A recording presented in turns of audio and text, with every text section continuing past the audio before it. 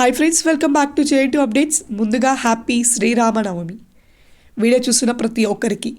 అలాగే వీడియో కంటెంట్లోకి వెళ్తే ఈరోజు మనం M1, M2, M3, M4 సబ్జెక్ట్స్ని ఎలా క్లియర్ చేసుకోవాలి, ఎలా ప్రిపేర్ అవ్వాలి, అండ్ అక్కడ పేపర్ వాల్యుయేషన్ ఏ విధంగా చేస్తారు ఈ సబ్జెక్ట్స్వి అనే దానిపైన ఈరోజు ఈ వీడియోలో మాట్లాడుకుందాం.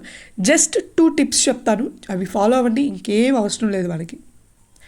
ఈ 2 టిప్స్ని ఫాలో అవ్వాలంటే ముందుగా మన దగ్గర ఉండాల్సింది syllabus copy, previous question paper app, అలాగే దీనికి సంబంధించిన మెటీరియల్స్. ఫస్ట్ సిలబస్ కాపీ తీసుకోండి. మీ ఫ్రెండ్స్ ఎప్పుడు చదివే వాళ్ళు ఉంటారు కదా కొంతమంది, అంటే ఆ సబ్జెక్ట్స్ మీద కొంచెం గ్రిప్ ఉన్న వాళ్ళు ఎవరైతే ఉంటారో వాళ్ళ దగ్గర ఒక చిన్న సజెషన్ తీసుకోండి. చిన్న సజెషన్ అంటే మీరు అసలు ఆ సబ్జెక్ట్ టాపిక్స్నే ఎవరు టచ్ చేయని వాళ్ళు ఉంటే అలాంటి వాళ్ళు మీ ఫ్రెండ్స్ దగ్గర చిన్న సజెషన్ తీసుకోండి. ఏ యూనిట్, ఏ చాప్టర్ ఈజీగా ఉంటుంది అని చెప్పి వాళ్ళని అడగండి.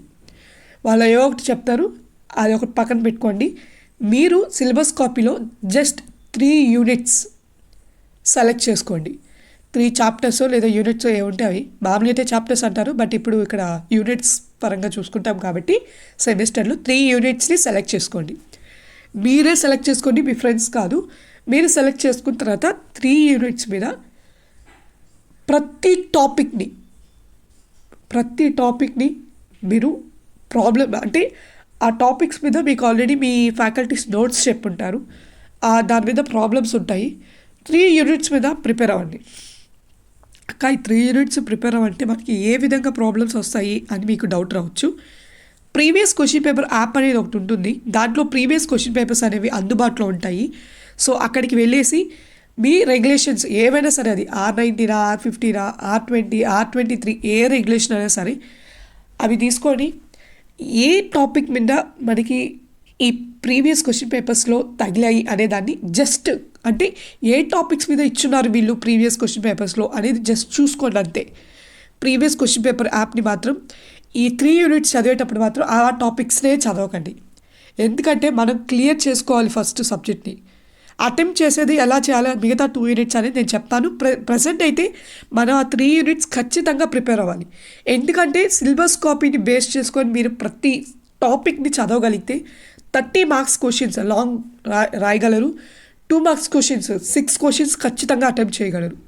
ఇక్కడే మనకి 42 మార్క్స్ మన చేతిలో ఉంటాయి, ఖచ్చితంగా ఉంటాయి. మీరు కానీ 3 యూనిట్స్ కానీ ఏ టాపిక్ని స్కిప్ చేయకుండా కానీ చదవగలిగితే అయిపోయిందా, అక్కడికి 42 మార్క్స్ ఖచ్చితంగా గెయిన్ చేసుకోగలరు. కానీ నేను ప్రీవియస్ క్వశ్చన్ పేపర్ యాప్ ఎందుకు తీసుకోమని చెప్పాను అంటే, ప్రీవియస్ క్వశ్చన్ పేపర్స్ అనేది మనకు అందుబాటులో ఉంటాయి. ఏ టాపిక్ మీద క్వశ్చన్స్ వీళ్ళు ఎక్కువ రిపీటెడ్గా ఇచ్చినారు అనే దానిపైన ఉంటుంది. పేపర్ కష్టంగా రావాలి అంటే ఇంపార్టెంట్ టాపిక్స్ మీద ఇవ్వడు క్వశ్చన్ పేపరు, ఇంపార్టెంట్ టాపిక్స్ లేని మీద క్వశ్చన్స్ ఇస్తారు. పేపర్ ఈజీగా రావాలి అంటే ఇంపార్టెంట్ క్వశ్చన్స్ మీద క్వశ్చన్ పేపర్ ఇస్తాడు. ఇవే గుర్తుపెట్టుకోండి. మనం ఈ టాపిక్ మీద క్వశ్చనే ఇవ్వడు అనుకునేటప్పుడే అదే క్వశ్చన్ మనకి క్వశ్చన్ పేపర్లో తగలడానికి ఛాన్సెస్ ఉంటాయి. అందుకే నేను చెప్పింది 3 యూనిట్స్ మీ సిలబస్ కాపీని ఖచ్చితంగా ప్రిపేర్ అవ్వండి. మీ సిలబస్ కాపీ మించి అవతల వాడు బయట నుంచి ఏ క్వశ్చన్ని తీసుకొని వచ్చి మీ క్వశ్చన్ పేపర్లో పెట్టడు. ఓకేనా, అయిపోయింది.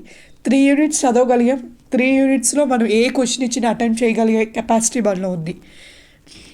ఓకే, ఒకవేళ ఆ 3 యూనిట్స్లో మేబీ ఒక క్వశ్చన్ అటెంప్ట్ చేయలేము అంటే నెక్స్ట్ పడికి ఇంకా 2 యూనిట్స్ ఉంటాయి.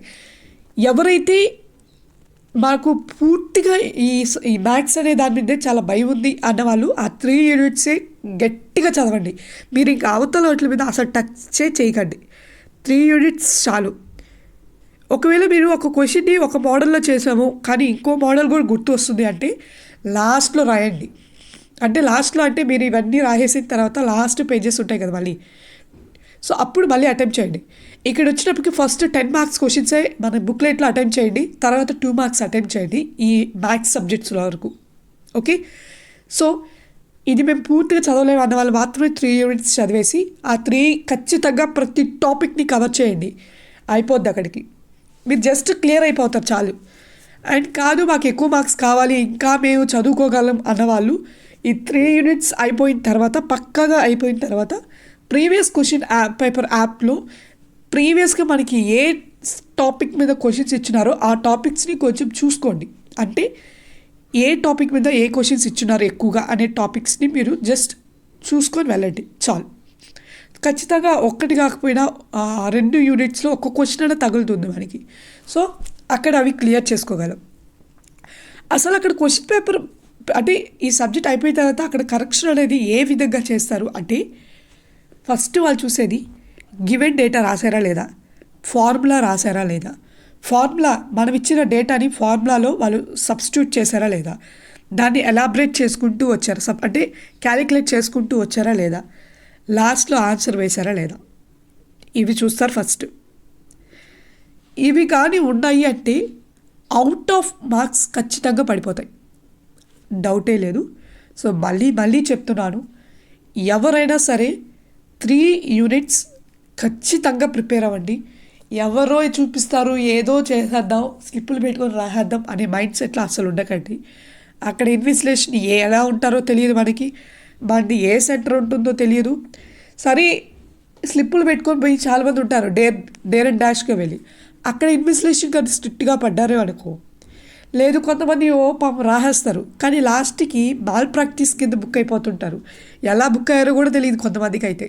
సో అవన్నీ టెన్షన్ లేకుండా మనం కానీ ప్రిపేర్ అయ్యి వెళ్తే ఎటువంటి టెన్షన్ లేకుండా సబ్జెక్ట్స్ని క్లియర్ చేసుకోవడానికి 100% ఫ్రీగా కూర్చొని ఎవరు చూస్తే వాడికేంటి అనే ధీమాతో మనం ఎగ్జామ్ రాయొచ్చు.